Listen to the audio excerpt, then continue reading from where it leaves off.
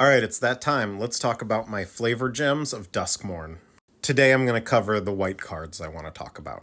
I think there's been a lot made of the acrobatic cheerleader card, but when you're talking about like modern or even 80s horror as a genre, it was primarily focused on students, high school age students. So, leaning into some of the archetypes from those kinds of movies, like the cheerleader who can do more than you'd think, Buffy the Vampire Slayer, that whole thing came from that archetype. Timeline wise, this doesn't quite jive with the modern day in Duskmourn, but there's really no reason that this couldn't be from before the house had taken over the entire plane. Fear of abduction is part of sort of a mini cycle of like alien horror, X-Files-y stuff. But what I want to point out here is that this doesn't necessarily mean there are greys, extraterrestrials on Duskmourn. It just means there was a fear of them. And note the entire like design of a gray or just aliens in fiction in general will often be because of the uncanny valley. You want them to look like people, but not quite, and that triggers something in our lizard brain. One thing I liked about Duskmourn were all the things that pointed out it wasn't completely hopeless there. The friendly ghost is definitely one of them. Obviously, this isn't explicitly Casper, the friendly ghost, which I think that would have been a bridge too far, but it is very nice. A lot of horror stories will have ghosts that are actually trying to help people and not just murder them. Ghostly dancers is a big trope in horror and scary stories and haunted houses. There is an entire giant ballroom in Disney's Haunted Mansion just for ghostly dancers like this. This is a great include. I talked about jump scare when I was talking a little bit about naming conventions in Magic, but I like it here. There are a lot of cards with this effect, and where else are you going to print a card called jump scare other than a set like Duskmourn?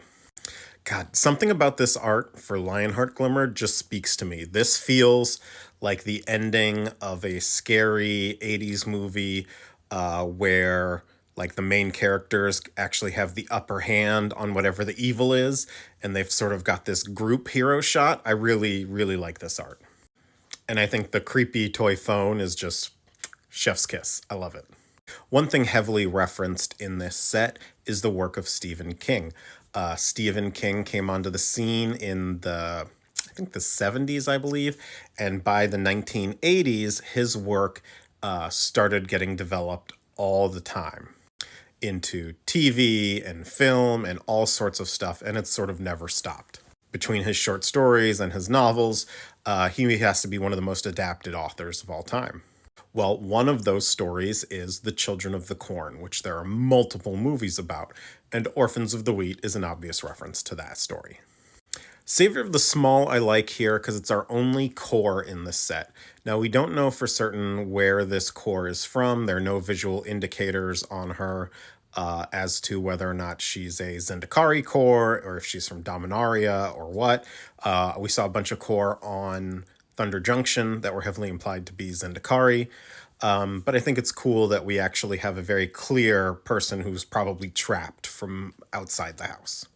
In terms of board wipes, I think Split Up is excellent flavor for that because anyone who is genre savvy about the horror genre is the last thing you want to do is split up to cover more ground because inevitably it allows whatever evil thing is chasing you to pick you off one by one. The beasties are one of my favorite things about this set. They are kind of adorable. They got a little bit of a Monsters Inc. vibe, but I think they're closer to like Where the Wild Things Are than like a Pixar film. These are the monsters from children's fairy tales. These are the monsters that are like practical effects from the 80s, where like the Muppet is the monster. I love this. Trapped in the Screen is a great horror trope. I mean, this is like a primal fear of humanity going back to like since we invented mirrors. And then with photography and television, the fear that like being recorded is stealing a part of you, stealing part of your soul is such like a primal fear for humanity. I love this. Unidentified hovership, we already talked a little bit about the aliens here. I think what's interesting is design-wise, it doesn't necessarily look like a ship, and it's sort of really ghostly and ethereal here. I love the idea on Duskmourn that the fear of extraterrestrials is something that the house manipulates rather than extraterrestrials actually being real. Unsettling Twins, this is another thing that had a lot to do about it. It is most famous from another Stephen King adapted work, The Shining, which there's one or two other references in here, but it is a trope that goes back a long ways.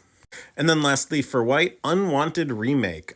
For those of you who know the horror genre, you know exactly what is being said here. It's a little on the nose.